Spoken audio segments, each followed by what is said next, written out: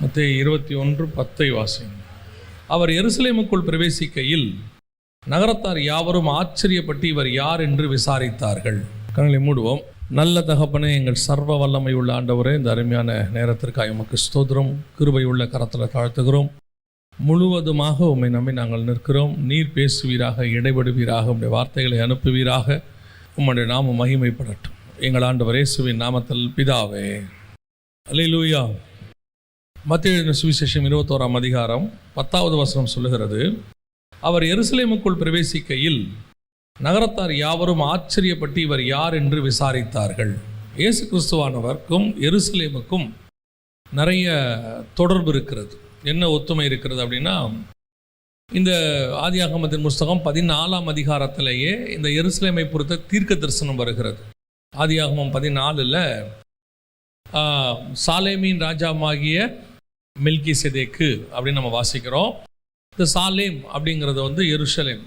நம்ம எருசலேம்னு சொல்கிறோம், அவங்க ஹீப்ரூவில் எருசலேம்னு சொல்லுவாங்க. இந்த எருசலேம் அப்படின்னா சமாதானத்தின் நகரம் அப்படின்னு அர்த்தம். சாலேமின் ராஜாவாகிய மெல்கிசேதேக்கு இது யாதற்கான முன்னடையாளம் அப்படின்னு கேட்டிங்கன்னா, எருசலேமின் ராஜாவாகிய இயேசு கிறிஸ்துவுக்கான முன்னடையாளம். எங்கே இருக்குது அப்படின்னு கேட்டிங்கன்னா, எபிரேயர் நிருபத்தில் நீங்கள் வாசிக்கும் பொழுது 7ஆம் அதிகாரத்தில் சொல்லப்பட்டிருக்கு. 1வது வசனத்திலேருந்து இருக்குது. இந்த மெல்கிசேதேக்கு சாலேமின் ராஜாவாகவும் உன்னதமான தேவனுடைய ஆசாரியனமாக இருந்தான் அப்படின்னு ஆரம்பித்து அவனை பற்றி சொல்லிட்டு 17வது வசனத்தில், நீர் மெல்கிசேதேக்கின் முறைமையின்படி என்றென்றைக்கும் ஆசாராக இருக்குன்னு சொல்லிய சாட்சிக்கு தக்கதாக அழியாத ஜீவனுக்குரிய வல்லமையின்படி ஆசாரியரானார் அப்படின்னு இயேசுவை பற்றி சொல்லுது. ஸோ இந்த மெல்கிசேதேக்கு என்பது இயேசு கிறிஸ்துக்கான முன்னடையாளமாக இருக்கிறது. அது மாத்திரமல்ல, எருசலேம் அதோடு கூட சேர்ந்தே வருகிறது. எருசலேமின் ராஜா என்பது இயேசுவுக்கான ஒரு அடையாளமாக சொல்லப்படுது. இப்போ இயேசு கிறிஸ்துவை பற்றி நீங்கள் பார்த்தீங்கன்னு சொன்னால், இந்த எருசலேமுக்குள்ளே வருவது ஒரு மிகப்பெரியதான சம்பவம். அவருடைய லைஃப்பில் மிக முக்கியமான சம்பவத்தில் ஒன்று என்னென்னா, அவர் எருசலேமுக்குள்ளே நுழைவது. இந்த எருசலேமுக்குள்ளே இயேசு நுழைந்ததுக்கும் இப்போ திருப்பி இயேசு 2வது முறையாக எருசலேமுக்குள் நுழைய போகிறார். நல்லா கவனிச்சுக்கொள்ளுங்க. இந்த எருசலேமுக்குள்ளே நுழைகிற ராஜாக்களுடைய ஒவ்வொரு காரியத்திற்கு பின்னாடியும் நிறைய சத்தியங்கள் இருக்குது. அதை நம்ம புரிஞ்சுக்கிட்டால் தான் பழைய ஏற்பாட்டிலையும் புதிய ஏற்பாட்டிலையும் அதை கனெக்ட் பண்ணி வரும். ஏன்னா முழு வேதாகமும் நம்ம கையில் தான் இருக்குது. பாருங்கள், யூதர்கள் கையில் பழைய ஏற்பாடு மட்டும்தான் இருக்குது, நம்ம கையில் முழு வேதாகமும் இருக்குது. இப்போ நம்மளில் சிலர் கூட என்ன சொல்கிறாங்கன்னா, பழைய ஏற்பாடெல்லாம் தேவையில்லை, நியாயப்பிரமாணம் முற்றிற்று அப்படின்லாம் சொல்கிறாங்க. நியாயப்பிரமாணம் முற்றிற்று, அந்த சடங்காச்சாரம் இப்பொழுது இல்லை.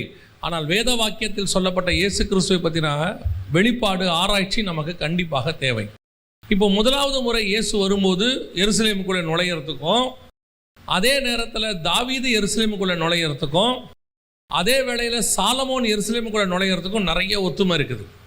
இப்போ நாம் பார்க்க போகிறது என்னென்னா, 1வது முறை இயேசு எருசலேமுக்குள் நுழைந்ததுக்கும் 2வது முறை இயேசு எருசலேமுக்குள் நுழைய போகிறார். அதான் ரொம்ப முக்கியம். நாம் அதுக்கு தான் காத்திருக்கிறோம். இயேசு 1வது முறை வரும்போது யூதர்களுக்காக உள்ளே நுழைந்தார், அவங்கள பார்க்கும்படி தான் வந்தார். ஆனால் அப்படி வரும்போது நடைபெற்ற சம்பவங்கள் வரிசை கிரமமாக அழகாக கொடுக்கப்பட்டிருக்கு. அந்த ஒவ்வொரு சம்பவங்களுடைய பிரதிபலிப்பு திரும்பி இயேசு வரும்போது நடக்கும். இப்போ திரும்பி நடக்க போகுது. இயேசு 1வது வந்தபோது என்ன நடந்ததோ அதே மாதிரி சில சம்பவங்கள் இயேசு திரும்பி வரும்போது நடக்கும். இப்போ நம்ம வரப்போகிற இயேசுவுக்கு காத்திருக்கிறோம். இயேசு கிறிஸ்துவினுடைய வருகை 2 பகுதியாக இருக்கிறது. ஒன்று ரகசிய வருகை, சபை எடுத்துக்கொள்ளப்படுதல். இன்னொன்று பகிரங்க வருகை, இயேசு இறங்கி வருதல். அந்த சபை எடுத்துக்கொள்ளப்படுதலில் எடுத்துக்கொள்ளப்பட்டவங்களில் ஒரு குரூப்பு மீண்டுமாக இயேசுவோடு கூட வரும். கீழே அவர்கள் 1000 வருஷம் அரசாடுவாங்க, அவங்க இரத்த சாட்சிகளாக இருக்கிறார்கள் என்று வேதம் சொல்லுது. அப்போ அவர்கள் வரும்போது இந்த 1வது இயேசு எருசலேமுக்குள்ளே நுழைஞ்சதுக்கும் 2வது வரும்போது நுழைஞ்சதுக்கும் நிறைய ஒத்துமைகள் இருக்குது. எப்படி நடக்க போகுது, என்ன ஆண்டவர் செய்ய போகிறாரு, அதான் நாம் இன்றைக்கி பார்க்க போகிறோம். பெரிய ஆச்சரியம். இப்போ நீங்கள் நல்லா கவனிச்சுக்கொள்ளுங்களேன். அப்போஸ்தலர் நடபடிகள் 1ஆம் அதிகாரத்தில் இயேசு பரமேறி போகும்பொழுது அவர் எங்கிருந்து ஏறி போனார் அப்படின்னு வசனம் பார்த்தீங்கன்னு சொன்னால், ஒலிவ மலையிலிருந்து ஏறி போனார்னு இருக்குது. அப்போஸ்தலர் நடபடிகள் 1ஆம் அதிகாரத்தை நீங்கள் வாசிக்கும் பொழுது 11வது, கலிலேயராகிய மனுஷரே, நீங்கள் ஏன் வானத்தை அண்ணாந்து பார்த்து நிற்கிறீர்கள்?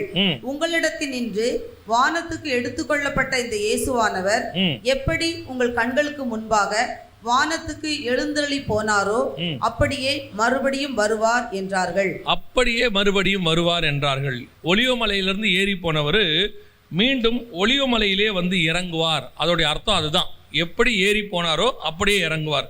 சகரியா தீர்க்கதரிசன புஸ்தகம் 14ஆம் அதிகாரம் 4வது வசனம். சகரியா, அவருடைய பாதங்கள் கிழக்கே எருசலேமுக்கு எதிரே இருக்கிற ஒலிவ மலையின் மேல் நிற்கும். எப்படி ஏறி போனாரோ அப்படியே இறங்கி வருவார். சொல்லப்பட்ட தீர்க்க தரிசனம். அப்போஸ்தலர் நடவடிக்கையில் இயேசு எப்படி ஏறி போனார்? ஒலிவ மலையிலிருந்து ஏறி போனார். ஏறி போன இயேசு எங்கே வந்து இறங்க போறாரு? ஒலிவ மலையில் வந்து இறங்க போறாரு. எருசலேமிலிருந்து அவர் புறப்பட்டு ஒலிவ மலைக்கு வந்தார். ஏன்னா எருசலேமில் தான் பாடு அனுபவித்தார். எருசலேமுக்கு புறம்பே அவர் சிலுவையில் அறையப்பட்டார். அங்கே தான் மரிச்சு போனார். அங்கிருந்து அடுத்து அவர் ஒலிவ மலையிலிருந்து ஏறி போனார். இப்போ ஒலிவ மலையிலிருந்து இறங்கி இயேசு அடுத்து எங்கே வரணும்? எருசலேமுக்கு வரணும். அப்போ இறங்கி வந்து இயேசு எருசலேமுக்குள்ள நுழையும் போது, எருசலேமுக்குள் பிரவேசிக்கையில் அப்போ என்னென்ன காரியங்கள்லாம் நடந்ததோ அதே மாதிரி இப்போவும் நடக்க போகுது. எவ்வளோ ஒரு பழைய ஏற்பாட்டினுடைய தீர்க்க தரிசனமும் புதிய ஏற்பாட்டில் இயேசுனுடைய 2ஆம் வருகைக்குமான கனெக்ஷன் பாருங்க. அவர் எருசலேமில் பாடு அனுபவித்து புறம்பே கொலை செய்யப்பட்டார். கொலை செய்யப்பட்டவர் ஒலிவ மலையிலிருந்து ஏறி போனார். இப்போ திருப்பி சகரியா புஸ்தகம் சொல்லுது, அவர் திருப்பி ஒலிவ மலையில் வந்து இறங்க போகிறார். இறங்க போகிறவர் திரும்பி அங்கிருந்து எருசலேமுக்குள் வரப்போகிறார். அங்கே வந்து தான் 1000 வருஷ அரசாட்சி நடக்க போகுது. ஆனால் இது ரெண்டுத்துக்கும் உள்ள சில டிஃபரன்சஸ் இருக்குது. அதை தான் நாம் இப்போ பார்க்க போகிறோம். எருசலேமிலே இயேசு நுழையும் போது எப்படி நுழைந்தார் அப்படின்னு சொன்னால் வாசிங்க. மத்தேயு எழுதின சுவிசேஷம் 21ஆம் அதிகாரம் 1வது வசனத்திலிருந்து வாசிங்க பாப்போம். அவர்கள் எருசலேமுக்கு சமீபமாய் சேர்ந்து ஒலிவ மலைக்கு அருகான பெத்பகேயுக்கு வந்தபோது இயேசுவானவர் சீஷரில் 2 பேரை நோக்கி, உங்களுக்கு எதிரே இருக்கிற கிராமத்துக்கு போங்கள். போன உடனே அங்கே ஒரு கழுதையையும் அதனோட ஒரு குட்டியையும் கட்டியிருக்க காண்பீர்கள். அவைகளை அவிழ்த்து என்னிடத்தில் கொண்டு வாருங்கள். ஒருவன் உங்களுக்கு ஏதாயிலும் சொன்னால் இவைகள் ஆண்டவருக்கு வேண்டும் என்று சொல்லுங்கள். உடனே அவைகளை அனுப்பி விடுவான் என்று சொல்லி அவர்களை அனுப்பினார். இதோ உன் ராஜா சாந்த குணம் உள்ளவராய் கழுதையின் மேலும் கழுதை குட்டியாகிய மரியின் மேலும் ஏறிக்கொண்டு உன்னிடத்தில் வருகிறார் என்று சீயோன் குமாரத்திக்கு சொல்லுங்கள் என்று தீர்க்கதரிசியினால் உரைக்கப்பட்டது நிறைவேறும்படி இதெல்லாம் நடந்தது. நல்லா கவனிங்க. இது முதலாவது இயேசு எருசலேமுக்குள் நுழையும் போது நடக்கிறது. கழுதையின் மேலும் கழுதையின் குட்டியின் மேலும் ஏறி அவர் வருகிறார், உன் ராஜா வருகிறார் என்று தீர்க்கதரிசிக்கு உரைக்கப்பட்டது நிறைவேறும்படி நடந்தது. இந்த கழுதையின் மேலே அவர் ராஜாவாக வருவதற்கு காரணம் என்ன? ஃபர்ஸ்ட் எருசலேமுக்குள்ளே நுழைகிறார். எப்படி நுழைகிறாரு? கழுதையின் மேலே ராஜாவாக உங்களுடைய ராஜா வருகிறார் அப்படின்னு இருக்கு. நல்லா கவனிச்சு பார்த்தீங்கன்னா, தாவீது ராஜாவாகும் பொழுது சாமுவேல் போய் அந்த தைல இதில் கொண்டு ஊற்றி அவர் ராஜாவாக்குவார். ஆனால் சாலமோன் ராஜாவாகும் போது கழுதையின் மேல் தான் ராஜாவாக உள்ளே வருவார் எருசலேமுக்குள்ள. இந்த ரெண்டுத்துக்கும் டிஃபரன்ஸ் இருக்குது. தாவீது ராஜாவானதுக்கும் சாலமோன் ராஜாவானதுக்கும் டிஃபரன்ஸ் இருக்குது. இந்த மெல்கிசேதேக்கின் முறைமைன்னு சொல்கிறோம் இல்லையா, அது 2 ராஜாக்கள் இருப்பாங்க. பார்த்தீங்கன்னா சாலேமின் ராஜா என்றால் சமாதானத்தின் ராஜா, மெல்கிசேதேக்கு என்றால் நீதியின் ராஜா அப்படின்னு அர்த்தம். இந்த 2 ராஜாக்கள் இருப்பாங்க. இந்த நீதியின் ராஜா யாருன்னா தாவீது, சமாதானத்தின் ராஜா யாருன்னா சாலமோன். இந்த 2 பேரும் அதில் இருப்பாங்க. இதில் நீதியின் ராஜா உள்ளே வரும்போதும் சமாதானத்தின் ராஜா உள்ளே வரும்போதும் இருக்கிற டிஃபரன்ஸ். தாவீது குதிரையின் மேலே ஏறித்தான் யுத்தத்துக்கு போவார். ஆனால் சாலமோன் யுத்தத்துக்கே போல. சாலமோன் முழுக்க முழுக்க சமாதானத்தின் ராஜா, கழுதையின் மேலே ஏறித்தான் உள்ளே வருவார். இந்த 2 ராஜாக்களுக்குமான ஒரே ராஜா தான் இயேசு கிறிஸ்து. இந்த 2த்தையும் சேர்த்தீங்கன்னா ஒரு இயேசு கிறிஸ்து. இப்போ நல்லா கவனிச்சுக்கொள்ளுங்க. முதல்ல இயேசு கழுதையின் மேலே உள்ளே வரார். அவர் சமாதானத்தின் ராஜாவாக உள்ளே வருகிறார். அப்படி வரும்போது அவர் கழுதையின் மேலே வர்றதுக்கான ரீசன் என்ன அப்படின்னு கேட்டிங்கன்னா, ஃபர்ஸ்ட் ரீசன் அவர் உள்ளே கழுதையின் மேலே வர்றதுக்கு வாசிங்க. ஏன் கழுதை குட்டியை கழுதிட்டு அவுத்துட்டு வர சொன்னார் அப்படின்னு கேட்டிங்கன்னா, யாத்ராகமத்தின் புஸ்தகம் 34ஆம் அதிகாரம் 20வது வசனத்தை வாசிங்க. கழுதையின் தலையீற்றை ஒரு ஆட்டுக்குட்டியினால் மீட்டுக் கொள்வாயாக. கழுதையின் தலையீற்றை ஒரு ஆட்டுக்குட்டியால் மீட்டுக் கொள்வாயாக. அதை மீட்டுக் கொள்ளாதிருந்தால் கழுத்தை முறித்து போடு. அதன் கழுத்தை முறித்து போடு. போதும். நல்லா கவனிங்க. ஒரு கழுதையின் தலையீற்றை எதனால மீட்டுக் கொள்ளணும்? ஒரு ஆட்டுக்குட்டியால மீட்டுக் கொள்ளணும். இப்போ அந்த கழுதை கட்டப்பட்டிருக்கிற கழுதை. பொதுவாக நீங்கள் பார்த்தீங்கன்னா கழுதை கட்டப்பட்டு இருக்காது. கழுதை முழுவதுமாக கட்டவிழ்க்கப்பட்டு தான் இருக்கும். பொதுவாக எந்த கழுதை கட்டப்பட்டு இருக்கும் அப்படின்னு கேட்டிங்கன்னு சொன்னால், இது ஒரு பாரம்பரியமாக சொல்லுவாங்க. என்னென்னா, இந்த பலி கொடுக்க போகிற முதற் பேரான கழுதை இருக்குது இல்லை. ஏன்னா எல்லா தலையீற்றினுடைய முதல் பேரும் யாருக்கு கொடுத்துடணும்? ஆண்டவருக்கு கொடுத்துடணும். அப்படி கொடுக்கும்போது அந்த தலையீற்றை எல்லாத்தையும் கொடுக்கும்போது ஒன்றே மட்டும் நீங்கள் என்ன செய்யலாம்னா தலையீற்றை மீட்டு கொள்ளலாம். எதை வச்சு மீட்டு கொள்ளலாம்? கழுதையை மட்டும் நீங்கள் மீட்டு கொள்ளலாம். எதை வச்சு மீட்டு கொள்ளலாம்? ஆட்டுக்குட்டியை வச்சு மீட்டு கொள்ளலாம். ஏன்னா அன்னைக்கு கழுதை ப்ரீஷியஸ், ரொம்ப முக்கியமானது. அன்னைக்கு உள்ள சொத்து கணக்கில் அது ரொம்ப வரும். இப்போ நம்ம ஊரில் இருக்கிற ஒரு காஸ்ட்லி கார் மாதிரின்னு வச்சுக்கோங்களேன். உங்களுக்கு தெரியும்னு நினைக்கிறேன். ஒரு கழுதையை காணும்னு சொல்லிட்டு சவுல் வந்து ஒவ்வொரு மலையாக தேடி போகிறாரு, ஒவ்வொரு ஊராக போகிறாரு. அந்த அளவுக்கு இப்போ அந்த கழுதை வந்து ரொம்ப இம்பார்ட்டண்ட். அதே மாதிரி தான் கழுதையினுடைய தலையீற்று. இப்போ அதை மீட்டு கொள்ளணும்னா என்ன செய்யணும்? ஒரு ஆட்டுக்குட்டியை கொடுத்து நீ என்ன செஞ்சிரு. இதுக்கு பின்னாடி கர்த்தருடைய திட்டம் என்னன்னா, எந்த ஒரு ஆஃபரிங்கை நீ தேவனுக்கு கொடுக்கும் போதும் நீங்கள் எப்படி கொடுக்கணுமா? விசனத்தோட கொடுக்கவே கூடாது, உற்சாகமாக கொடுக்கணும். இப்போ கழுதையை கொடுக்குறவங்களாம் எப்படி கொடுப்பாங்க? ஐயோ இருக்கிறதுலே சொத்து மதிப்பாக தான் நம்பர் 1 பென்ஸுக்கார மாதிரி, BMW மாதிரின்னு வச்சுக்கோங்களேன், இல்லைனா ஒரு ஃப்ளைட்டு மாதிரின்னு வச்சுக்கோங்களேன். அதை காணிக்கையாக கொடுக்கணும்னா நீங்கள் எப்படி கொடுப்பீங்க? கொடுத்தா எப்படி கொடுக்கணும்? மனரம்யமாக, உற்சாகமாக, சந்தோஷமாக கொடுக்கணும். அப்போ ஆண்டவர் பார்க்குறாரு, சரி எதை ப்ரீஷியஸ்னு நினைக்கிறியோ அதுக்கு பதிலாக நீங்கள் என்ன செய்ய, ஒரு ஆட்டுக்குட்டியை கொடுத்துரு அப்படின்னு ஆண்டவர் சொல்கிறார். அதன்படி கழுதையின் தலையீற்றை மீட்டுக் கொள்வதற்கு ஒரு ஆட்டுக்குட்டி கொடுக்கப்பட வேண்டும். இப்போ இவர் யாருன்னு கேட்டிங்கன்னா ஆட்டுக்குட்டியானவர். இவர் தான் உள்ள பலியா போறாரு. எதுக்கு பலியா போறாரு? கட்டப்பட்டிருக்கிற கழுதையை அவிழ்த்து அதற்கு பதிலாக இவர் பலியாக போறார். அந்த இடத்துல சொல்லப்பட்ட யாத்ராகமம் 34:20 தீர்க்க தரிசனம் நிறைவேறுதலை இவர் நிறைவேற்றுறார்.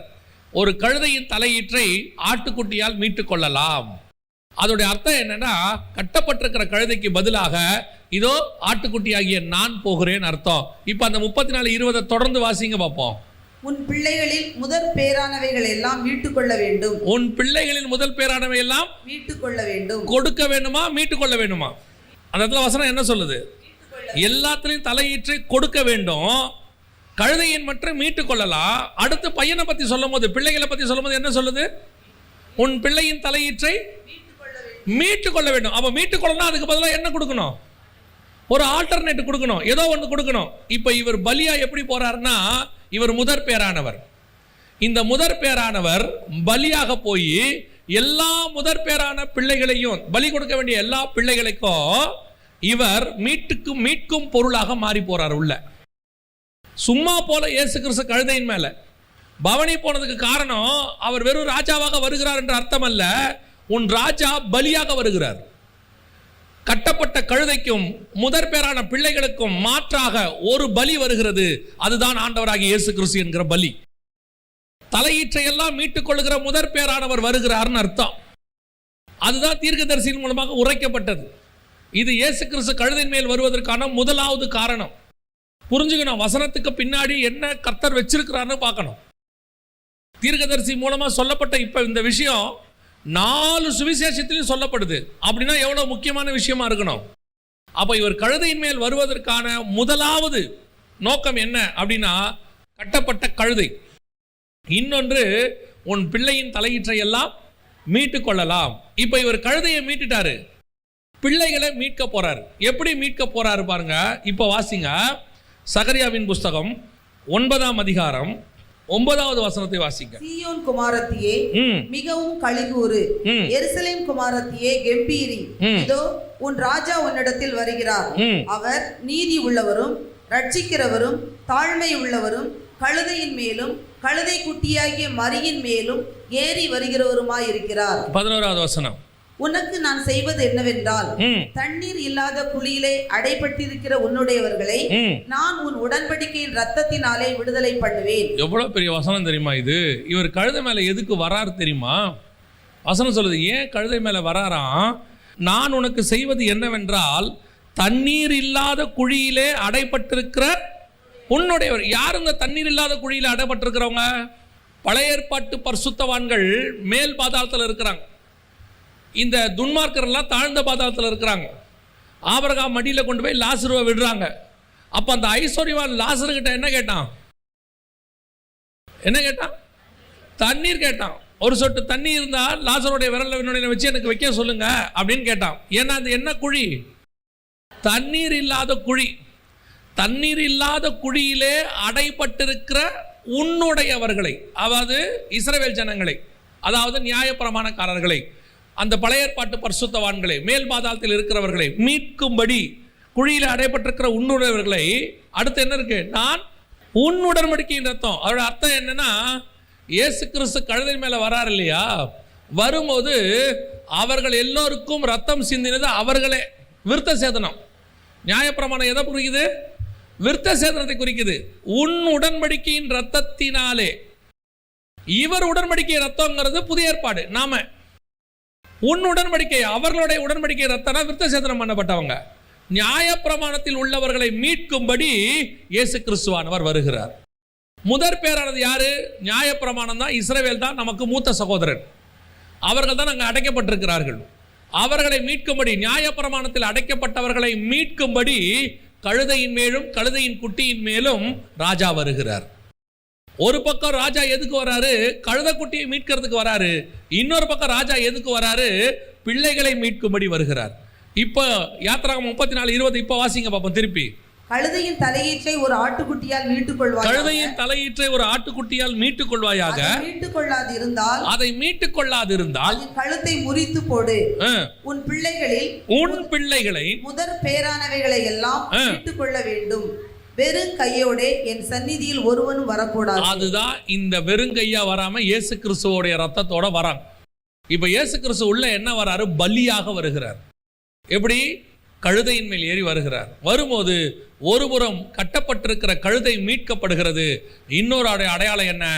அடைக்கப்பட்டிருக்கிற குழியில் இருக்கிறவர்கள் அன்னைக்கு மீட்கப்பட போகிறார்கள். ஏன்னா இவர் எருசலேம் போய் பலியானா அவங்க மீட்கப்படுவாங்க. ரெண்டும் ஒரு சேர நடக்க போகுது. இதுதான் இயேசு முதலாவது கழுதையின் மேல எங்கே நுழைந்தது? எருசலேமுக்குள் நுழைந்தது. ஆனால் இயேசு இப்படி நுழைந்து கழுதையின் மேல வந்து அடைக்கப்பட்டிருக்கிற குழியில் இருக்கிறவங்கள மீட்டுட்டார். அந்த ராத்திரியிலே கல்லறைகள் திறக்கப்பட்டது, பரிசுத்தவான்கள் காணப்பட்டார்கள், எல்லாரையும் பரதீசிக்கு எடுத்துக்கிட்டு போயிட்டாரு. இப்ப எல்லாம் பாரடைஸ்ல இருக்காங்க, பிரச்சனை இல்லை, ஓவர். ஆனா இப்ப ஏன் நம்ம திருப்பி திருப்பி பவனி செஞ்சுனே இருக்கிறோம்? ஏன் இன்னும் கழுதை மேல போயிட்டே இருக்கிறோம்? கழுதைக்கான வேலை முடிவடைந்து விட்டது. ஏன்னா கழுதை கட்டவிழ்க்கப்பட்டு முடிஞ்சிருச்சு. பவனி எதுக்காக போனாரு, எதுக்கு கழுதை மேல வந்தாரோ அந்த வேலை ஓவர் ஆயிடுச்சு. இப்ப நாம அதை நினைவு கூறும்படி செய்ய வேண்டிய அவசியமே இல்லை. இப்ப நாம செய்ய வேண்டியது இன்னொரு பவனி. இப்ப நாம காத்திருக்க வேண்டியது வேறொரு விஷயத்துக்கு. இப்ப இயேசு திருப்பி எருசலேம் கூட வர போறாரு. சகரியா 14 வாசிச்சோம், அவர் ஒலிவ மலையின் மேல் வந்து இறங்குவார். ஆனா எப்படி வருவார்? அதான் ரொம்ப முக்கியம். வெளிப்படுத்தல் 19:11 வாசியுங்கள். பின்பு பரலோகம் திறந்திருக்க கண்டேன், இதோ ஒரு வெள்ளை குதிரை காணப்பட்டது. அதன் மேல் ஏறி இருந்தவர் உண்மையும் சத்தியமும் உள்ளவர் என்று எண்ணப்பட்டவர். அவர் நீதியாய் நியாயம் தீர்த்து யுத்தம் பண்ணுகிறார். இப்ப ரெண்டாவது இயேசு வரப்போகிறார். இப்போ எருசலேமுக்குள்ள நுழைய போறாரு. ஆனா இந்த முறை இயேசு கழுதையின் மேல் நுழையவில்லை. இந்த முறை எப்படி நுழைய போறாரு? குதிரையின் மேல் நுழைகிறார் என்று வசனம் சொல்லுது. அவருடைய அர்த்தம் என்ன? கழுதையின் மேல் நுழைகிறது என்பது பலி, கழுதையின் மேல் நுழைகிறது என்பது மீட்பு, குதிரையின் மேல் நுழைகிறது என்பது யுத்தம். குதிரையின் மேல் நுழைகிறது என்பது வெற்றி, ஜெயம். இப்ப பாருங்க, ஒரு வெள்ளை குதிரையின் மேல் ஏறி இருக்க கண்டேன், அவன் ஜெயிக்கிறவனாகவும் ஜெயிப்பவனாகவும் புறப்பட்டான். அந்திகிறிஸ்துவை பத்தி சொல்லப்பட்டிருக்கு. ஆனால் இயேசு குதிரையின் மேல வராரு. அவரை பத்தி வசனம் சொல்லுது, நீதியாய் நியாயம் தீர்த்து யுத்தம் பண்ணுவார். அப்ப அடுத்து இயேசு கிறிஸ்து வரப்போகிறது பலியாக அல்ல. அடுத்து இயேசு கிறிஸ்து வரப்போகிறது ராஜாவாக, யுத்தம் பண்ணும்படி. இப்ப நாம என்ன செஞ்சுட்டு இருக்கிறோம்னா, அத்தனை பேரும் இயேசு கிறிஸ்துவ பலியா பார்த்து பார்த்து திருப்பி கழுத மேல, திருப்பி பலியாக, திருப்பி சாஃப்டாக இயேசு வரப்போறான்னு நினைச்சிட்டு இருக்கிறோம். முதலாவது இயேசு வரும்போது எப்படி வரப்போறாரோ அதுக்கு முதலாவது அவங்க அப்படி ஆயத்தப்பட்டிருக்கணும். முதலாவது இயேசு பலியாக வந்தார். அப்ப இஸ்ரவேல் ஜனங்க அதுக்கு என்ன பண்ணியிருக்கணும்? அந்த பலிக்கு அவங்க ரெடி ஆயிருக்கணும். இயேசு கிறிஸ்து வந்து பலியாக போறாருன்னு. ஆனா அவங்க எதுக்கு ஆயத்தமா இருந்தாங்க தெரியுமா? யுத்தத்துக்கு ஆயத்தமா இருந்தாங்க. யோவான் ஸ்நானன் தூக்கி ஜெயிலில் போட்டாச்சு. இப்போ யோவான் ஸ்நானன் கேட்டு அனுப்புறாரு, வருகிறவர் நீர் தானா, இன்னொருவர் வர காத்திருக்க வேண்டுமா? ஏன் இந்த கேள்வியை கேட்கிறாரு? இந்த கேள்வி அவர் கேட்கறதுக்கு என்ன காரணம்? நீங்க வந்து எங்களை மீட்பீங்க, மேசியான் தான் நாங்க நினைச்சோம். இதோ நீங்க வந்து எங்களை காப்பாற்ற போறவரு அப்படின்னு நினைச்சோம். என்னை தூக்கி ஜெயிலில் வச்சுட்டாங்க. நீங்க பார்த்தா பார்வை இல்லாதவர்களை வந்து குணமாக்கிக்கிட்டு, செவிடர்களை கேட்க பண்ணிக்கிட்டு, முடவர்களை நடக்க பண்ணிக்கிட்டு, ரொம்ப நீங்க பிரசங்கம் பண்ணிட்டு இருக்கிறீங்களே. ஏன் இவருக்கு சந்தேகம் வந்துருச்சு. நாம தப்பான ஆளை ப்ரொஜெக்ட் பண்ணிட்டோமா, நம்ம தப்பான ஆளை காட்டிட்டோமா, வருகிறவர் நீர்தானா, இல்லை வேறொருவர் வர காத்திருக்க வேண்டுமா? இப்போ இயேசுடைய முதலாவது வருகை என்ன? அவர் ஆசாரியனும் ராஜாவாக இருக்கணும். மெல்கிசேதேக்கின் முறைமையின்படி அவர் முதல்ல ஆசாரியத்துவத்தை முடிக்கணும், பலியாக மரிக்கணும், உயிர்த்தெழுந்து ராஜாவா இருக்கணும். அப்ப இஸ்ரவேல் ஜனங்க முதல்ல எதுக்கு ரெடியா இருந்திருக்கணும்? அவருடைய பலிக்கு ரெடியா இருந்திருக்கணும். அதனால இயேசு திருப்பி திருப்பி தன்னை மேசியாவாக மதியில காட்ட அவங்களால ஒத்துக்கவே முடியல. ஒரு இடத்துல வந்து இயேசுவை கேட்கிறான், நீர் மேசியாவானால் எங்களுக்கு சொல்லும், எது வரைக்கும் எங்களை வேதனைப்படுத்துவீர்? இப்ப இயேசு சொல்றாரு, நான் உங்களுக்கு பலமுறை சொன்னேன், நீங்களோ என் மந்தையின் ஆடுகளா இராதபடியினாலே. ஏன் மந்தையின் ஆடுன்னு சொல்றாரு தெரியுமா? பலி மேய்ப்பனிவர். இவங்களால இவங்க மேசியாவை பலி பொருளா பார்க்கவே முடியல. இயேசுவை இவங்களால தங்களுக்குன்னு பலியாக போறவரா பார்க்க, அவங்க என்ன நினைக்கிறாங்கன்னா, எங்க மேசியா ராஜா, எங்க மேசியா ஆளுகை செய்வாரு அப்படின்னே நினைக்கிறாங்க. இது அவங்களுடைய டிராபேக். அவங்க இயேசுவை இழந்ததுக்கான ஒரு காரணம், வந்த இயேசுவை தவற விட்டுட்டாங்க. ஆனா இப்ப நம்ம கிட்ட இருக்க பிரச்சனை சர்ச்சுக்கு என்ன தெரியுமா? இப்ப இயேசு எப்படி வரப்போறாரு? ராஜாவா வரப்போறாரு, குதிரையின் மேல வரப்போறாரு. இப்ப அவர் யுத்தம் பண்ணுகிறவராய் வரப்போகிறார். நியாயம் அந்த வசனம் திருப்பி வாசிங்க பார்ப்போம். பரலோகம் திறந்திருக்க கண்டேன், இதோ ஒரு வெள்ளை குதிரை காணப்பட்டது, அதன் மேல் ஏறி இருந்தவர் உண்மையும் சத்தியமும் உள்ளவர் என்று எண்ணப்பட்டவர். அவர் நீதியாய் நியாயம் தீர்த்து யுத்தம் பண்ணுகிறார். அப்ப அவர் வரப்போறாரு. வரப்போறத பத்தி பைபிள் சொல்லுது. அவர் இறங்கி வராருன்னு இருக்கு அதுல. அப்படி இருக்கும்போது அவர் வரது ரெண்டு ரீசன். ஒன்று, நீதியாய் நியாயம் தீர்த்து யுத்தம் பண்ண போகிறார். இப்ப நம்ம காத்திருக்க வேண்டிய சபை எதுக்கு காத்திருக்கணும்? நீதியாய் நியாயம் தீர்க்கிறவர் ஒருவர் வருகிறார். பரிசுத்த ஆவியானவர் நமக்கு கொடுக்கப்பட்டதே அந்த நியாய தீர்ப்புக்கு நம்மளை ஆயத்தம் பண்ணும்படி. அந்த நியாய தீர்ப்புல நம்ம சிக்காம தப்பிக்கிறதுக்கு தான் சபையை ரெடி பண்றாரு. ஆனா இப்ப சபை எப்படி இருக்குது? சபை முழுக்க முழுக்க பலியில் இருக்குது. பலி முடிவடைந்து விட்டது. No more sacrifice. அவர் ஒரே தடவை பலியாகி நமக்காக மகா பரிசுத்த ஸ்தலத்துக்குள் பிரவேசித்து பிதாவின் வலது பாரிசத்திலே உட்கார்ந்தார். Sacrifice over. Again and again. எதுக்கு திருப்பி திருப்பி இன்னும் சாக்ரிஃபைஸ்? யூதர்களுக்கு சாக்ரிஃபைஸ் முடியல. அவனை பொறுத்த வரைக்கும் இயேசு பலியானதை ஒத்துக்கல. அவங்க ராஜா பலியாகிறத அவனால ஏத்துக்க முடியல. ஆனா நம்ம ராஜா ஃபர்ஸ்ட் பார்ட்டை முடிச்சிட்டாரு. இப்ப நம்ம ராஜா ரெண்டாவது பார்ட், நீதி உள்ள நியாயாதிபதியாய் நியாயம் தீர்க்க வர போகிறார். அப்ப இப்ப சபை எதுக்கு ஆயத்தப்பட்டு நிக்கணும்? நியாய தீர்ப்புக்கு ஆயத்தப்பட்டு நிக்கணும். நியாயம் தீர்க்கப்படும் போது வசனம் சொல்லுது, சபை நியாய தீர்ப்புல தப்பிச்சுக்குமா? அந்த நியாய தீர்ப்புல சபை என்ன செய்யாது? மாட்டாது. ஏன் மாட்டாது?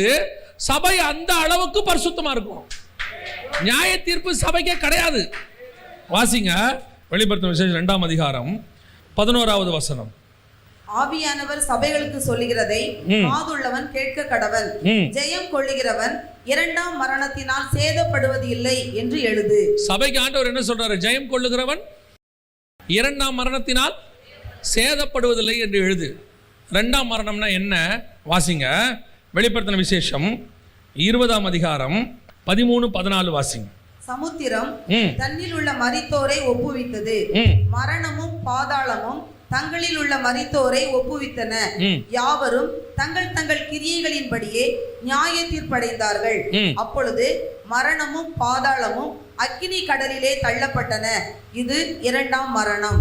அக்கினி கடல் தான் 2ஆம் மரணம். ஆனா இப்ப வெளிப்படுத்தல் 2ல என்ன வாசிச்சோம்? திருப்பி வாசிங்க. ஆவியானவர் சபைகளுக்கு சொல்லுகிறதை காதுள்ளவன் ஜெயம் கொள்ளுகிறவன் 2ஆம் மரணத்தினால் சேதப்படுவது இல்லை. அப்ப நரகத்தினால் அவன் சேதப்படுவது இல்லை, நியாய தீர்ப்பினால் சேதப்படுவது இல்லை. இப்பொழுது ஒருத்தர் வரப்போகிறார். அவர் குதிரையின் மேல் வரப்போகிறார். அவர் நியாயம் தீர்க்கிறவராய் வரப்போகிறார். ஆனால் ஜெயம் கொள்ளுகிற சபை நியாய தீர்ப்பிலே சேதப்படுவதில்லைன்னு அர்த்தம். வசனம் தெளிவா இருக்குது. இப்ப சபை நியாய தீர்ப்புக்கு ஆயத்தப்பட்டா தான் சேதப்படாம இருக்கும். தேவன் வந்து பார்க்கும்போது சபை தேவனுக்கு முன்பாக எப்படி இருக்கணும்? குற்றமற்றதும் கரையற்றதும் திரையற்றதும் கற்புள்ளதான சபை. அப்போ மணவாட்டி மணவாளனுக்கு முன்பாக நியாய தீர்ப்புக்கு ஏதுவில்லாதவளா இருக்கணும். வஸ்தியையும் பார்க்கிறார் ராஜா, எஸ்தரையும் பார்க்கிறாரு. வஸ்தியிடத்தில் குறை காணப்படுகிறது. அவள் ராஜ்யபாரத்திலிருந்து தள்ளப்பட்டாள். ஆனால் எஸ்தரிடத்துல குறையொன்றும் காணப்படவில்லை. அவள் ராஜகுமாரத்தியா உட்கார வைக்கப்பட்டு வசனம் சொல்லுது அவள் தலையிலே கிரீடம் வைக்கப்பட்டது. அதே தேவன் தான் நமக்கு சொல்றாரு, ஜெயம் கொள்ளுகிறவன் எவனோ அவனுக்கு ஜீவ கிரீடத்தை தருவேன். இப்ப சபை கர்த்தருக்கு முன்பாக மனவாட்டியாக ஆயத்தப்பட்டவளாக, கரையற்றதாக, பிழையற்றதாக, திரையற்றதாக, கற்புள்ள கன்னிகையாக நிக்கணும். ஒரே புருஷனுக்கு நியமிக்கப்பட்ட கற்புள்ள கன்னிகை. இன்னைக்கு சபை அப்படி இருக்குதா? நியாய தீர்ப்புக்கு காத்திருக்குதா? சபை எதற்கு காத்திருக்குது? சபை பலியான இயேசுவுக்கு காத்துக்கிட்டு இருக்குது. இன்னும் சபை எப்படி காத்துக்கிட்டு இருக்குது? கிருபை கிருபை கிருபை. இப்ப இருக்கிற கிருபை எதுக்கு தெரியுமா? வரப்போகிற நியாய தீர்ப்புல அந்த கிருபை என்னை காப்பாற்ற போகிறது. எப்படி காப்பாற்ற போகுது? என்னுடைய நீதி அவருக்கு முன்பாக அழுக்கான கந்தை. நித்திய ஜீவனை யார் சுதந்தரிப்பார்? கேட்கும் போது பேதுரு சொல்றார், ஆண்டவரே இது மனுஷனால் கூடாது. அப்ப இயேசு சொல்றார், ஆமா இது மனுஷனால் கூடாது, தேவனால் எல்லாம் கூடும். உன் நீதியினாலேயோ உன் பரிசுத்தத்தினாலேயோ நீ பரலோகத்துக்குள்ளே பிரவேசிக்கவில்லை, கர்த்தருடைய கிருபையினாலே நாம் பிரவேசிக்கிறோம். நியாய தீர்ப்புக்கு காத்திருக்கிறவர்கள் அந்த கிருபைக்கு காத்திருக்கணும். இன்னைக்கு சபை எதுக்கு காத்திருக்குது? இன்னும் சபையினுடைய விஷன் ஃபோக்கஸ் எல்லாமே இயேசுவின் முதலாம் வருகையிலேயே இருக்குது. இஸ்ரவேல் ஜனங்கள் இயேசுவை எதுக்கு எதிர்பார்த்து காத்திருந்தாங்க? ரெண்டாம் வருகைக்கு, குதிரையின் மேல் வர்றதுக்கு. வந்த கழுதையின் மேல் வந்தவரை விட்டுட்டாங்க. இப்ப நாம காத்திருக்க வேண்டியது குதிரையின் மேல் வர்றவருக்கு. ஆனா இப்ப கழுதையின் மேல் வந்தவரையே ஃபோக்கஸ் பண்ணிக்கிட்டு இருக்கிறாங்க. இன்னும் அவர் கிருபை உள்ளவர், சாந்த குணம் உள்ளவர், ராஜா சாந்த குணம் உள்ள வருகிறார். ஆனா வர ராஜா இப்ப சாந்த குணம் உள்ளவராய் வரவில்லை, நியாயம் தீர்க்கிறவராய் வரப்போகிறார்.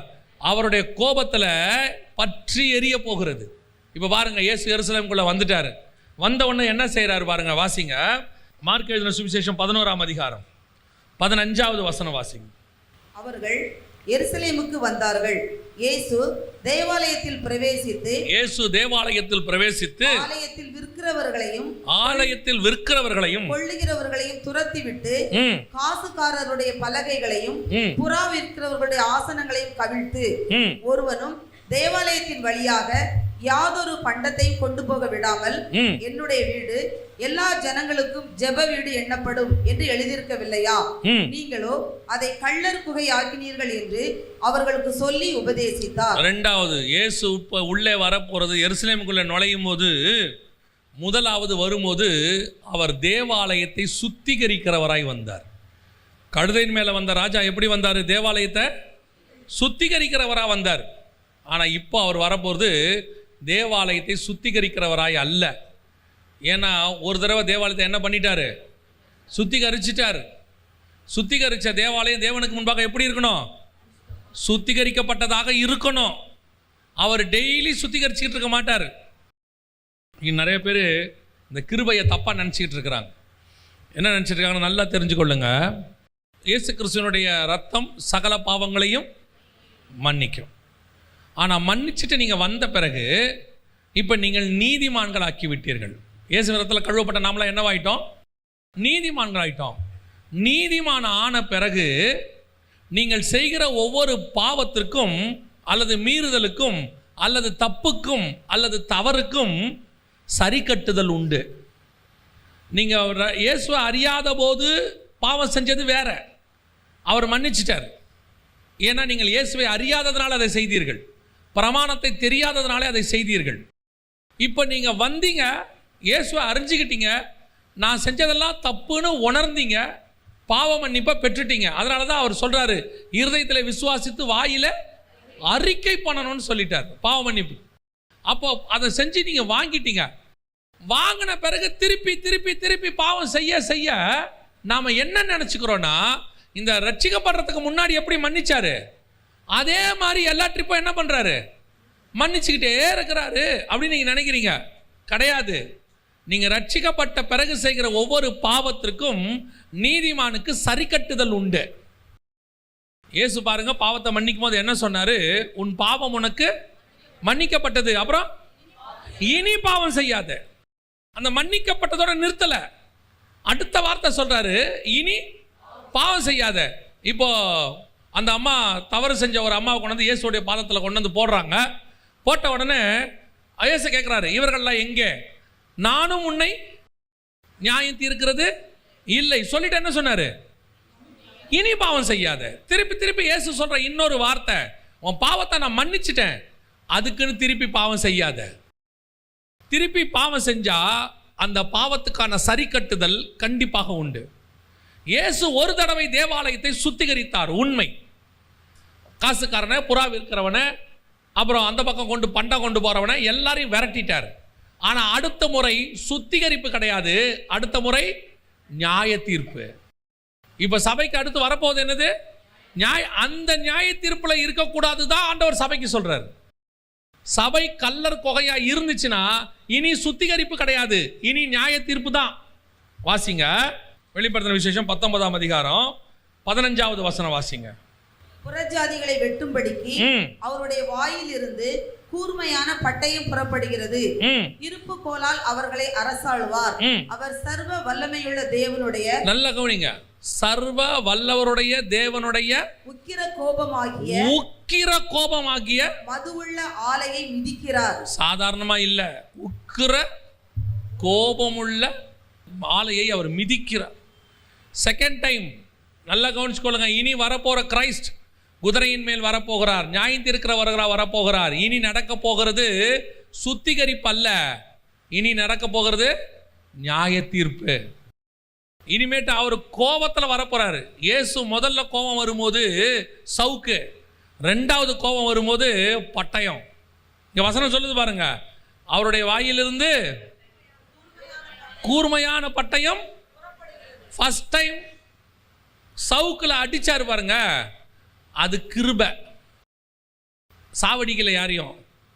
நம்ம வீட்டில் அப்பா பையன் அடிப்பார் பாருங்க, அதுக்கு பேர் நியாய தீர்ப்பு கிடையாது, அதுக்கு பேர் அன்பு, சிட்சிப்பு. தேவன் தான் நேசிக்கிறவனை சிட்சிக்கிறார், அது சிட்சிப்பு.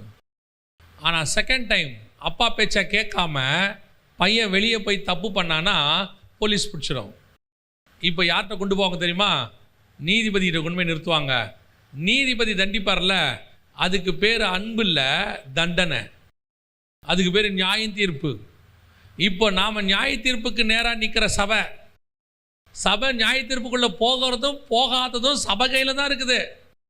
இன்னும் சபை கல்லர் கொகையாக இருக்குமானால், இன்னும் சபை கல்லர் இந்த கமர்ஷியல் சைட்டாக இருக்குமானால், சபைக்குள்ள விற்கிற ஐட்டங்கள் நடக்குமானால், ஆண்டவர் சபையை அடுத்து கூர்மையான பட்டயத்தின் கையிலே ஒப்படைக்க போகிறார். நாம இன்னும் கழுதை மேல வந்த இயேசுவை, சவுக்கு வச்சு அடிக்கிற இயேசுவை எதிர்பார்த்துக்கிட்டு இருக்கிறோம். இப்போ வரப்போற இயேசு குதிரையின் மேல் வர்றவர், அவர் பட்டயத்தினால் இனி பேச போகிறார். அவர் வாயிலிருந்து கூர்மையான பட்டயம் புறப்பட்டது. வசனம் வரப்போது, இது நியாய தீர்ப்புக்கான வசனம். ஃபர்ஸ்ட் வந்தது என்னது? இரக்கத்துக்கான வசனம், சுத்திகரிப்புக்கான வசனம். இப்போ நாம் அவர் வரும்போது எப்படி இருக்க போகிறோங்கிறதா முக்கியம். கர்த்தர் ஒரு முறை சுத்திகரிப்பு செஞ்சிட்டார். நான் பேசுவது சபைன்றது கட்டடத்தை குறித்து அல்ல, நான் சபை என்று சொல்வது நம்மை குறித்து. நமக்குள்ளேயும் கர்த்தருக்கு பிரியமில்லாத கமர்ஷியல் காரியங்கள் இருக்கக்கூடாது, கட்டடத்துக்குள்ளேயும் இருக்கக்கூடாது. சபைக்குள்ளேயும் வியாபாரத்துக்கான எந்த விதமான வேலையும் நடக்கக்கூடாது. உங்களுக்கு உள்ளேயும் ஆவிக்குரிய வியாபாரம் நடக்கக்கூடாது. நீங்கள் வேலைக்கு போகிறீங்க, சம்பாதிக்கிறீங்க, குடும்பத்தை காப்பாற்றுறீங்க, அப்புறம் நம்ம ஹவுஸ் ரெண்ட் கட்டுறோம், பிள்ளைகளுக்கு ஃபீஸ் கட்டுறோம், இதெல்லாம் வேற. ஆனால் இதெல்லாம் வச்சுட்டு வேற ஒன்று சபைக்குள்ளே இருக்கும். என்ன தெரியுமா? இப்போ ஸ்பிரிச்சுவல் வியாபாரம் ஒன்று நடக்கும் சபைக்குள்ளே. இப்போ கேயாசி இருக்கிறார், அவர் என்ன பண்ணுறாரு தெரியுமா? நாகமான்ட்ட போய் நடந்த அற்புதத்துக்கு காசு கேட்குறாரு. அதானே, நடந்த அற்புதத்துக்கு காசு கேட்குறாரு. இப்போது யூதாசு இயேசு கிறிஸ்துவை காட்டி கொடுக்கறதுக்கு காசு கேட்குறார். பிள்ளையாம் பாலாக்கு கிட்ட சபிக்கிறதுக்கு காசு கேட்குறார். இதுதான் ஸ்பிரிச்சுவல் வியாபாரம். சபை முழுக்க முழுக்க தேவனுடைய வீடு. இங்கே தேவன் வாசம் பண்ணுகிறார். அவர் வாசம் பண்ற இடத்துல பிஸ்னஸுக்கு இடமே கிடையாது. எந்த பிஸ்னஸுக்கும் இடம் கிடையாது. நீங்க அதை மறைமுகமாகவோ நேரடியாகவோ எப்படி செஞ்சாலும் கர்த்தர் ஒரு நாளும் அனுமதி கொடுக்கவே மாட்டார். தேவன் எதிர்பார்க்கிறது நம்மையே ஜீவாதார பலியாகத்தான் எதிர்பார்க்கிறார். நம்ம காணிக்க கொஞ்சம் ப்ரீஷியஸாக இருக்கணுங்கிற. வெறும் பணம் ஆஸ்தினால் கொடுக்கிற காணிக்கையை விட, இப்போ காயின் கொடுத்த காணிக்கையை விட ஆபேலோட காணிக்கை அங்கீகரிக்கப்பட்டது. காரணம் என்னன்னா, அவன் மந்தையின் தலையீற்றில் கொழுமையானவைகளை, முதல் பேரானவைகளை கர்த்தருக்கு கொடுத்தான். இருக்கிறதுலே பெஸ்ட் ஃபர்ஸ்ட் அதை கொண்டு போய் கொடுக்குறான். நாம எப்படி கொடுக்குறோம்? கர்த்தருக்கு கொடுக்கறதா இருக்கட்டும், அதில் கூட லாப நஷ்ட கணக்கு பார்க்குறாங்க. எதை கொடுக்கலாம், எதை கொடுக்க வேணாம், எதை கொடுத்தா நமக்கு நஷ்டம் இருக்காது. ஆண்டவர் சொல்கிறாரு, பணக்காரன் கொண்டு வந்து கொடுக்குற நிறைய காணிக்கையை விட தன் ஜீவனுக்குரியதில் கொடுக்குற 2 இருக்கு பாருங்க, அது ப்ரீஷியஸுங்கிறாரு. இன்னைக்கு நம்ம அதுதான் இங்கே மிஸ்டேக். ஆண்டவருக்கு தெரியும் உன்னுடைய இருதயம் தேவனுடைய வீடா கல்லருடைய கொகையா. சபைக்குள்ள எந்த விதத்திலும் கர்த்தர் விரும்பாத எந்த அருவருப்புக்கும் இடம் இல்லை. ஒரு தடவை தான் சுத்திகரிப்பு, 2வது தடவை நியாய தீர்ப்பு. சுத்திகரிக்கும் போதே சரியாயிட்டீங்கன்னா நல்லது. நீங்க விசுவாசிக்கு பயப்படுறீங்க, சக ஊழியருக்கு பயப்படுறீங்க, தேவனுக்கு பயப்படுறதில்லை. முடிவிலே நியாய தீர்ப்பிலே கொண்டு வந்து நிறுத்துவார். சுத்திகரிப்புக்கான நேரம் முடிவடைஞ்சிருச்சு. இனி நியாய தீர்க்கிறவர் வரப்போகிற காலம் வந்துடுச்சு. இனி காலம் செல்லாது. குதிரையின் மேலே ஏறிட்டாரு, அவர் இறங்குனா இனி பட்டயம்தான். சவுக்குக்கான நேரம் முடிஞ்சிருச்சு. நீங்கள் நினச்சிக்கிட்டு இருக்கிறீங்க அப்படியே பதமாக தட்டி தட்டி ஓகே ஓகே போன்னு சொல்லிக்கிட்டு இருப்பாருன்னு. அவர் பதமாக தட்டுற காலம் முடிவடைஞ்சு குதிரையின் மேல் ஏற காலம் வந்து போச்சு. இனி அவர் எருசலேமுக்குள்ளே வருவார், ஒலிவமலையின் மேல் இறங்குவார். அவர் போன தடவை ஒலிவமலை மேல் ஏறி போகும்போது ஒலிவமலை ஒன்றும் ஆகலை. ஆனால் இறங்கும் போது ஒலிவமலை என்ன ஆகுது? 2ஆ விளக்குது. அப்படின்னா எவ்வளோ கோபமாக இறங்குறாருன்னு பாருங்க. சிலர்லாம் பார்த்தீங்கன்னா உள்ளே நுழையும் போது அவர் செருப்பை அப்படி ஓரமாக விட்டுட்டு கதவை தட்டத்தை வச்சே கண்டுபிடிச்சிடலாம் அவர் எப்படி இருக்கிறார் ஆளுன்னு, இல்லையா? கோபமாக இருக்கிறாருன்னா அந்த செருப்பை விடுற வேகத்திலே கண்டுபிடிச்சிடலாம். அவர் கதவு தட்டுற வேகத்திலே கண்டுபிடிச்சிடலாம். அவர் கதவை தட்டும் போதே வீட்டில் இருக்கிற அந்த வீட்டம்மா சொல்லிடும் பிள்ளைங்கிட்ட, ஏய் உங்கள் அப்பா சரியில்லை, யாரும் அவர்கிட்ட போகாதீங்க. ஏன்? செருப்பு விடுற வேகமே சரியில்லை. அந்த தூக்கி பேக்கை ஒரு பக்கம் போட்டு அப்படி வந்து சோஃபாவில் பொத்துன்னு உட்காருவா இருப்பார். ஒருத்தரும் கிட்ட வர மாட்டாங்க, யாரும் வரமாட்டாங்க. அவராக கூப்பிட்ற வரைக்கும் கிட்ட ஒருத்தரும் போக மாட்டாங்க. ஏன்னா அவங்களுக்கு தெரியும் அந்த தகப்பன் எவ்வளோ கோபமாக இருக்கிறாருன்னு. ஒலிவமலையில் ஏறி போகும்போது அப்படி மேகத்தின் மேலே போனவர் இறங்கும் போது மலையே 2ஆ பிளக்கிறாராமா. அப்போ என்ன கோபத்தில் வராருன்னு பாருங்க. இனி அவர் அப்படித்தான் வரப்போகிறார். 2000 வருஷத்தினுடைய கோபம். 2000 வருஷமாக பிதாவுக்கு பக்கத்தில் ஒருத்தர் உட்காந்து பார்த்துன்னே இருக்கிறார். சபையில் செய்கிற எல்லா அக்கிரமத்தையும் அநீதியையும் பார்த்துக்கிட்டே இருக்கிறாரு. ஒவ்வொரு விசுவாசி செய்கிறத பார்க்குறாரு, ஒவ்வொரு ஊழியக்காரன் செய்கிறதையும் பார்க்குறாரு. ஒரு நாள் வெடிக்கும் பாருங்க. அதுதான் 19ஆம் அதிகாரம் வெளிப்படுத்தின விசேஷம். வாயிலிருந்து கூர்மையான பட்டயம் புறப்பட்டு உக்கிர கோபமான ஆலையை மிதிக்கிறாருன்னு இருக்கு. டோட்டல் கோபம் எக்ஸ்போஸ் ஆக போகுது. அவ்வளோதான், கதை முடிஞ்சு, சொல்லி முடிஞ்சு. இப்போ நாம் அதிலிருந்து தப்பிக்கிறவர்களாய் காணப்பட வேண்டும். வேத வசனம் சொல்லுது, ஆவியானவர் சபைகளுக்கு சொல்லுகிறதை காதுள்ளவன் கேட்க கடவன். ஜெயம் கொள்ளுகிறவன் எவனோ அவன் 2ஆம் மரணத்தினால் சேதப்படுவதில்லை. நம்முடைய ராஜா இப்பொழுது சுத்திகரிக்கிறவராய் வரப்போகிறதில்லை. அடுத்து எப்படி வரப்போகிறாரு? நியாயம் தீர்க்கிறவராய் வரப்போகிறார். கடைசியாக அவர் உள்ளே வரும்போது, எருசலேமுக்குள்ளே வரும்போது, முதல்ல கழுதை மேலே வந்தார், இப்போ குதிரை மேலே வராரு. முதல்ல 2வது சுத்திகரிப்பு செஞ்சார், இப்போ நியாயம் தீர்க்கிறவர் வர போகிறாரு. கடைசியாக வாசிங்க மத்தேயு எழுதின சுவிசேஷம் 21ஆம் அதிகாரம் 23வது வசனம் வாசிங்க.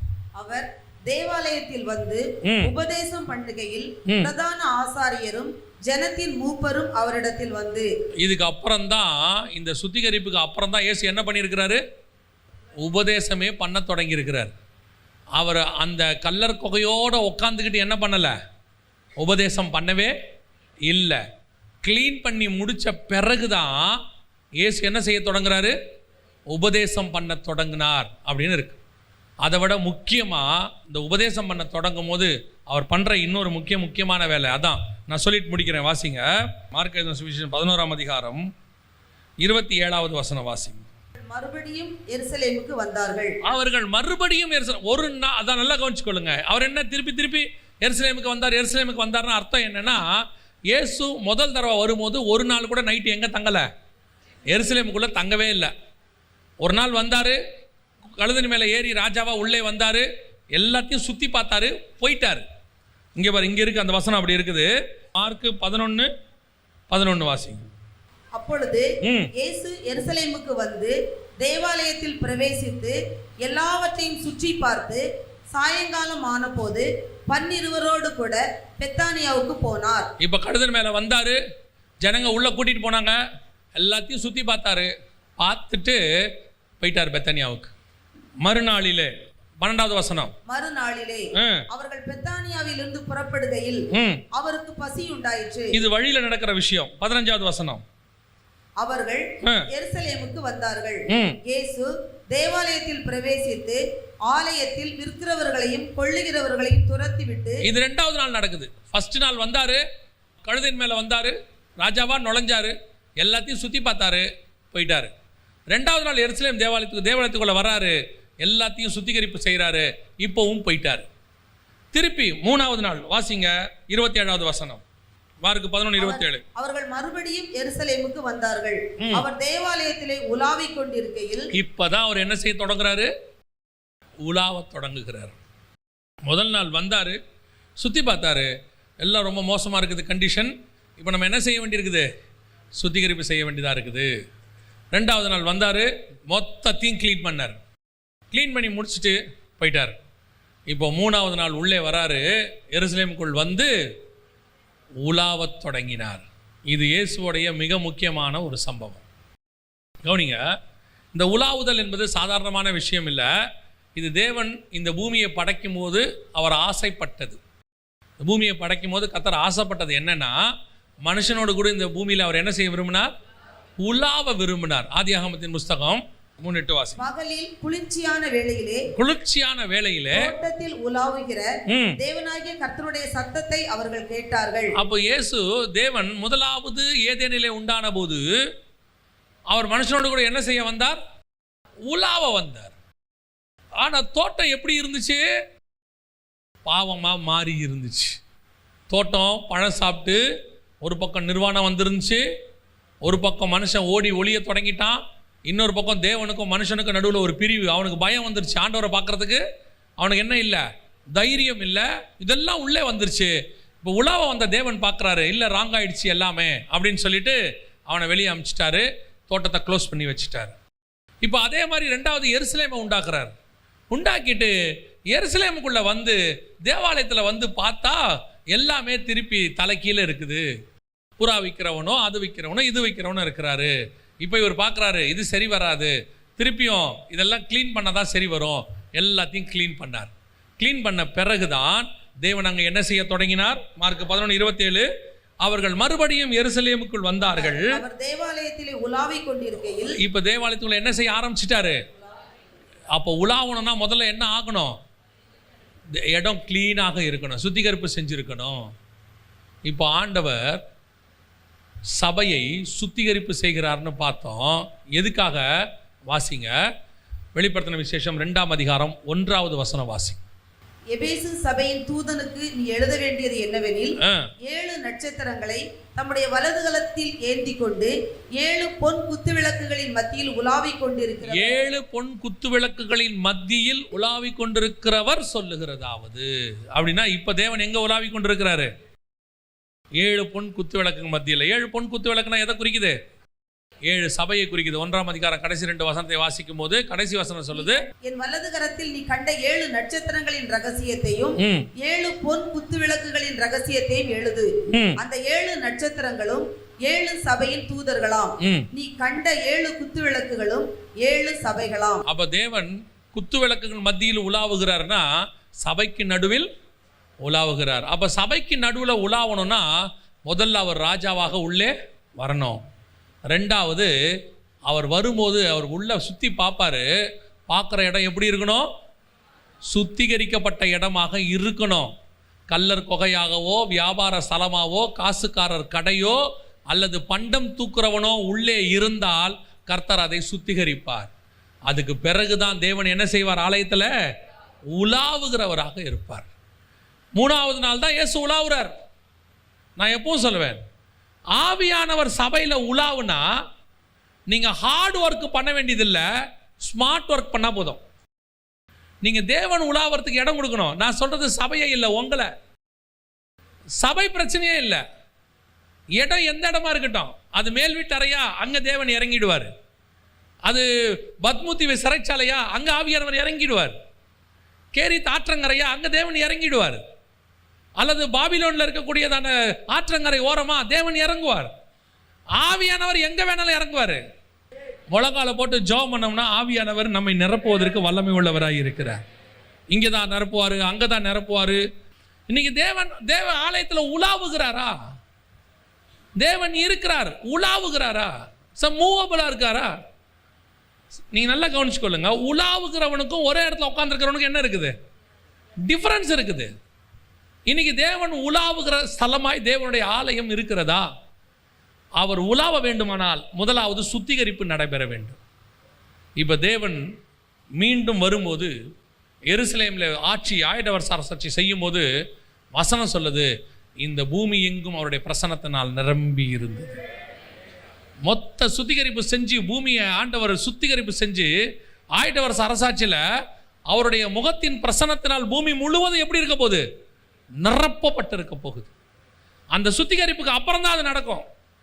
அவர் வந்து இறங்கி பூமியை அக்கினினால் 2 பேதுரு 3:10 கர்த்தருடைய நாள் இரவிலே திருடன் வருகிற விதமாய் வரும். அப்பொழுது வானங்கள் வெந்து அழிந்து பூதங்கள் எரிந்து உருகி போகும், பூமியும் அதில் உள்ள கிரியைகளும் எரிந்து அழிந்து போகும். அதுக்கு அப்புறம்தான் இந்த பூமியை தேவ பிரசன்னம் மூடும், ஆயிடவர் அரசாட்சி தொடங்கும். அப்போ ஆயிடவர் அரசாட்சிக்கு முன்னாடி ஒரு சுத்திகரிப்பு இருக்கு. இயேசு கிறிஸ்து உலாவறதுக்கு முன்னாடி ஆலயத்தில் ஒரு சுத்திகரிப்பு இருந்துச்சு. அதே மாதிரி இங்கேயும் தேவ ஆவியானவர் உலாவதற்கு முன்பாக என்ன வேணும்? ஒரு சுத்திகரிப்பு வேணும். நமக்கு ஒரு சுத்திகரிப்பு வேணும். அப்படியே கல்லர் கொகையா வந்து உட்காந்துக்கிட்டு ஆராதிச்சா ஒரு சுத்திகரிப்பு வராது. பொருளாசைக்காரனா உட்காந்துட்டு ஆராதிச்சா சுத்திகரிப்பு வராது. பணப்பிரியனா இருந்து ஆராதிச்சா சுத்திகரிப்பு வராது. கண்களின் இச்சையோட, ஜீவனத்தின் பெருமையோட, மாம்சத்தின் இச்சையோட வந்து உட்காந்துச்சா ஆராதனை வராது. ரொம்ப கேர்ஃபுல்லா இருந்து கொள்ளுங்க. மனுஷன் பார்க்கிற விதமாய் தேவன் பார்க்கிறது இல்லை. உங்க இருதயம் எதை யோசிக்குது, எதை பண்ணுது, நீங்க என்ன செஞ்சிட்டு இருக்கிறீங்க, ஆவியானவர் பார்த்துக்கிட்டு இருக்கிறார். இங்கே எல்லாரும் பலவீனமானவர்கள், அதில் மாற்று கருத்து இல்லை. ஆனால் அதிலிருந்து விடுபட நாம் நினைக்கிறோமாங்கிறது தான் கேள்வி. நாம் அதே பலவீனத்துக்குள்ளேயே இருக்கிறோன்னா, அதையே விரும்புகிறோன்னா, திருப்பி திருப்பி அதையே செய்கிறோன்னா, நாம் எத்தனை செய்தி கேட்டும் பிரயோஜனம் இல்லை. தேவன் இங்கே உலாவ மாட்டார், உங்களுக்குள்ளே உலாவ மாட்டார். பிரயோஜனம் இல்லை, வேஸ்ட். ஆண்டவர் கேட்குறாரு, நீ பலவீனமானவன் ஆனால் மாற விரும்புறியா? நீ விழுந்தவன் எழுந்திருக்க விரும்புறியா? நான் உன்னை சுத்திகரித்து மீண்டும் உன் மத்தியிலே நான் உலாவ விரும்புகிறேன். தேவன் உலாவுகிற ஸ்தலமாய்த்தான் நீங்கள் நானும் காணப்பட வேண்டும். முதலாவது எருசலேமுக்குள் தேவன் நுழையும் பொழுது அவர் முதலாவது ராஜாவாக வந்தார், பலியாக வந்தார். 2வது சுத்திகரிப்பு செய்தார், 3வது உலாவினார். ஆனால் இப்பொழுதோ குதிரையின் மேல் அவர் நியாயத்திருக்கிற நீதிபதியாய் வரப்போகிறார். 2வது அங்கே சுத்திகரிப்பல்ல, நியாய தீர்ப்பு செய்ய போகிறார். அதற்கு பிறகு பூமி முழுக்க தேவனுடைய பிரசன்னத்தினால் நிரம்ப போகிறது. அல்லேலூயா. நாம் இப்பொழுது அதுக்கு காத்திருக்கிறவர்களாக இருக்கிறோம். இப்போ தேவன் நம்மளை சுத்திகரிப்பு பண்ணிட்டாரு. இனிமேல் சுத்திகரிப்பு கிடையாது, நியாய தீர்ப்பு. அதுக்கு முன்பாக சபை அவரிடத்துல கரைத்திரையற்ற மனவாட்டியாய் நிற்பதற்கு ஆயத்தப்படணும். ஆமென். அல்லேலூயா. நம்ம ஜெபிக்க போகிறோம். எல்லாரும் எழுந்திருப்போமா தேவ சமூகத்தில். நன்றி ஆவியானவரே. தேவனுடைய நியாய தீர்ப்பு தொடங்கும் காலமாக இருக்கிறது. அதுவும் தேவனுடைய நியாய தீர்ப்பு வசனம் சொல்லுது, அது தேவனுடைய ஆலயத்தில் தொடங்குகிறது. 2வது தேவனுடைய நியாய தீர்ப்பு மூப்பரிடத்திலிருந்து தொடங்குகிறது. உலகத்துக்கு வர்றதுக்கு முன்னாடி நியாய தீர்ப்பு நமக்கு தான். இன்னும் சொல்ல போனால் கர்த்தருடைய வருகையே ஒரு நியாய தீர்ப்பு. அங்கேயே ஆண்டவர் நியாயம் தீர்த்துறார் சபையை. நீங்கள் மனவாட்டியாய் இருப்பீர்களானால் நீங்கள் எடுத்துக்கொள்ளப்படுகிற சபையாய் மாறுவீர்கள். நீங்கள் மனவாட்டியாய் இல்லை என்றால் கைவிடப்பட்ட சபையாய் மாறிவிடுவீர்கள். அப்படி கைவிடப்பட்ட சபையாய் மாறும் பொழுது நீங்கள் அடுத்து வரக்கூடிய உக்கிரமான ஆலையை அவர் மிதிக்கும் போது அதில் நீங்களும் பங்கடைவீர்கள். இப்போ நமக்கு ஒரு நல்ல வாய்ப்பை கர்த்தர் கொடுத்துருக்கிறார். கழுதையின் மேலே வந்து சுத்திகரிப்பு செஞ்சுட்டு போயிருக்கிறார். அடுத்து குதிரையின் மேல் வந்து நியாயம் தீர்க்க போகிறார். இது 2த்துக்கும் நடுவில் தான் நம்ம நிற்கிறோம். ரெண்டுத்துக்கு நடுவில் நிற்கிறோம். நாம் புதிய எருசலேமாக மாறணும், மனவாட்டியாக மாறணும். திருப்பி அவர் வர்றதுக்குள்ள நாம் அவருக்கு ஏற்ற மனவாட்டியாக மாறிட்டோம்னா நாம் குதிரையின் மேல் இருக்கிறவரை எதிர்கொள்ளுகிறவர்கள் அல்ல, குதிரையின் மேல் வருகிறவரோடு வருகிறவர்களாய் மாறிவிடுவோம். யூதா 14:15 சொல்லுது, 1000 பரிசுத்தவான்களோட தேவன் பூமியை நியாயந்தீர்க்க வருகிறார். அந்த கூட்டத்தில் நாமளும் இருக்க வாய்ப்பு இருக்குது. சிங்காசனத்திற்கு முன்பாக, ஆட்டுக்குட்டியானவருக்கு முன்பாக ஒரு கூட்டம் நிற்கிது, அதில் நாம் இருக்கிறதுக்கு வாய்ப்பு இருக்குது.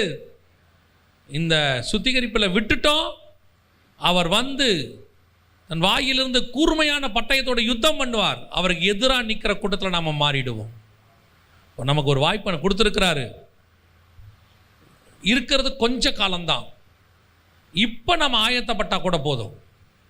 உலகம் எனக்கு பாத்திரம் அல்ல, சிலுவையை எடுத்துக்கொண்டு அவருக்கு பின்னாடி நடக்க இப்போ தீர்மானம் பண்ணிட்டா கூட போதும். நாம் அவரோடு கூட எடுத்துக்கொள்ளப்படுகிற கூட்டத்தில் நாம் காணப்பட போகிறோம். நல்ல வாய்ப்பை கர்த்தர் கொடுத்துருக்கிறார். ஒப்பு கொடுப்போமா? சுத்திகரிப்புக்கு ஒப்பு கொடுப்போமா? கர்த்தருக்கு என்னென்ன பிரியம் இல்லைன்னு பாருங்கள்.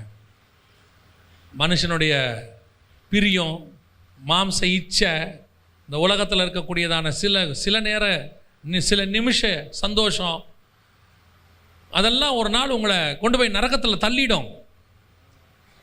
நரகத்தில் கொண்டு போய் தள்ளிடும். பிசாசு அந்த மாதிரி தான். நன்மை தீமை அறியத்தக்க கனியை நமக்கு முன்னாடி கொண்டு வந்து வச்சிருவான். அது பார்வைக்கு இன்பமாக இருக்கும், புசிப்புக்கு ஏற்ற மாதிரி இருக்கும். அது ஒரு நாள் நரகத்தில் கொண்டு போய் தள்ளிடும். சாகவே சாவாய். இன்னைக்கு ஆண்டவர் நமக்கு ஒரு வாய்ப்பு கொடுத்துருக்கிறாரு. பக்கத்திலேயே ஜீவ விருட்சத்தை வச்சிருக்கிறாரு. அதுக்கு விரும்பத்தக்க ரூபம் இருக்காது. ஆனால் ஒன்று மட்டும் நிச்சயம், அதை புசிக்கிறவனுக்கு நித்திய ஜீவன் உண்டு. இந்த பூமியில் நமக்கு ஆண்டவர் வச்சிருக்கிற மேன்மைகள் எல்லாமே நித்திய ஜீவனை நோக்கி ஓடுது. நித்திய ஜீவனை நோக்கி ஓடுறதுக்கு தான் நம்மளை ஆண்டவர் அழைச்சிருக்கிறார். பிதா இயேசுவுக்கு கொடுத்தது எல்லாமே நித்திய ஜீவனுக்குரியதாமா. அதை தான் இயேசு நமக்கு கொடுத்துருக்கிறாராமா. நம்ம ஒப்பு கொடுப்போமா? நம்மளை சர்வ வல்லமையுள்ள எங்கள் ஆண்டவரே, ஆண்டவரே, எங்களுக்கு கொடுக்கப்பட்ட இந்த சந்தர்ப்பத்தில் நீங்கள் திரும்பி வருகிற போது உம்மை சந்திக்கிற கூட்டத்தில் நாங்கள் இருக்கக்கூடாது, உம்மோடு கூட வருகிற கூட்டத்தில் நாங்கள் இருக்க வேண்டும் ஆண்டவரே. உங்களுக்கு எதிரான கூட்டத்தில் நாங்கள் இருக்கக்கூடாது, உங்கள் கூட நிற்கிற கூட்டத்தில் நாங்கள் இருக்கணும் ஆண்டவரே. உங்களுடைய கிருபையுள்ள கருத்தில் தாழ்த்துக்கிறோம் அப்பா. நாங்கள் பலவீனமானவங்க ஆண்டவரே, எங்களுக்கு அந்த தகுதி இல்லை ஆண்டவரே. ஆனாலும் தேவனால் எல்லாம் கூடும்னு வாசிக்கிறோமே. எங்கள் நீதியை கொண்டு வந்து நாங்கள் கேட்கல ஆண்டவரே, உங்கள் கிருபையை கொண்டு வந்து நாங்கள் கேட்குறோம்ப்பா. நீர் எங்களுக்காக புதிதும் ஜீவனமான மார்க்கத்தை உண்டு பண்ணினீர். உடைய ரத்தத்தினாலே நாங்கள் தைரியமாய் கிருபாசனத்தினுடைய கிட்டி நெருங்கி சேருகிறோம். எங்களுக்கு வாய்ப்பு கொடுங்க ஆண்டவரே. நாங்கள் உங்களோடு கூட இருக்க வாய்ப்பு கொடுங்கப்பா. இனி உலகம் எங்களுக்கு பாத்திரமாக இருக்க வேண்டாம் ஆண்டவரே. சிலுவை எங்கள் பின்னாடி, உலகம் எங்கள் பின்னாடி, சிலுவை எங்கள் முன்னாடி வரட்டும் ஆண்டவரே. இங்கே வந்திருக்கிற ஒவ்வொருத்தருக்கும் இந்த வசனம் 100க்கு 100 பலன் கொடுக்கட்டும் ஆண்டவரே. கிருபையுள்ள கரத்தில் தாழ்த்துகிறோம் எங்கள் ஆண்டவர் இயேசுவின் நாமத்தில் பிதாவே.